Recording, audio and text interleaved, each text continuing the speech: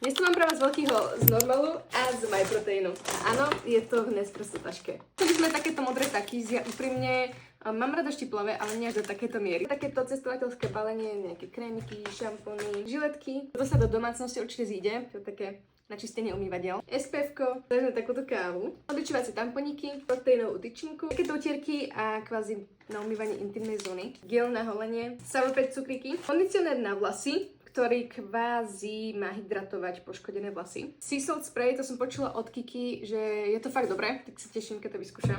Škrabka na jazyk, paradoxne študujem zubarinu a žiadnu nemám, takže hamba. Sika maska, tu nám tam odporúčili takéto pimple patches s takými mikroihličkami, ktoré vám pomôžu aj na také hlbšie vyrážky. Masku na nohy, to je zaujímavé. Pop socket.